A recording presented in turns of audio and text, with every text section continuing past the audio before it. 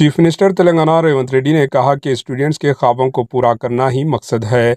LB stadium में national children's day की तकरीब से खिताब करते हुए चीफ मिनिस्टर रेवंत रेड्डी ने कहा कि तेलंगाना तश्कील के बाद पहली बार यौम अतफाल एलबी स्टेडियम में मुनाकिद किया जा रहा है। हिंदुस्तान के पहले प्राइम मिनिस्टर पंडित जवाहरलाल नेहरू ने आलमी सतह पर मुल्क को मुतारुफ करवाया था।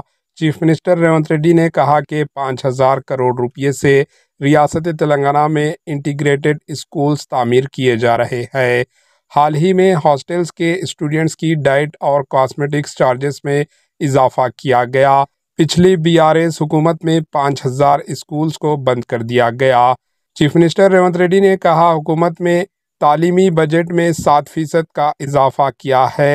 चीफ मिनिस्टर रेवंत रेड्डी ने कहा कि बच्चों को अच्छी ग़िज़ा फराहम नहीं करेंगे तो अहदेदारों के खिलाफ सख्त कार्रवाई होगी। Bureau report HN news.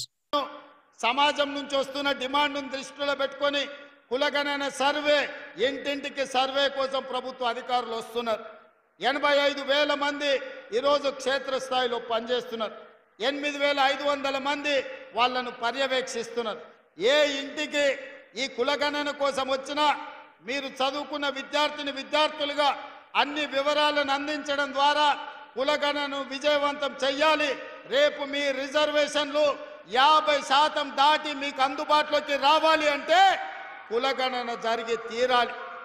రేపటి భవిష్యత్తులో నిధులు జనాభా దామాషా ప్రకారం నిధుల కేటాయింపు జరగాలి అంటే కులగణన జరగాలి. మీ చదువులకు ఉన్నత విద్యా అవకాశాలు రావాలి అనంటే కులగణన జరగాలి.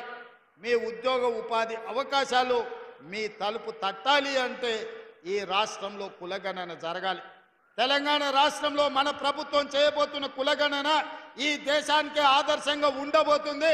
2025 జనగణనలో ఖచ్చితంగా కేంద్ర ప్రభుత్వం మెడలు వంచి కులగణనను కూడా అందులో చేర్పించి తద్వారా రాజకీయ రిజర్వేషన్లు, ఎడ్యుకేషన్, ఎంప్లాయ్మెంట్ రిజర్వేషన్లను 50% పైబడి అందుబాటులోకి తేవడానికి కట్టుబడి ఉన్నది కాంగ్రెస్ ప్రభుత్వం.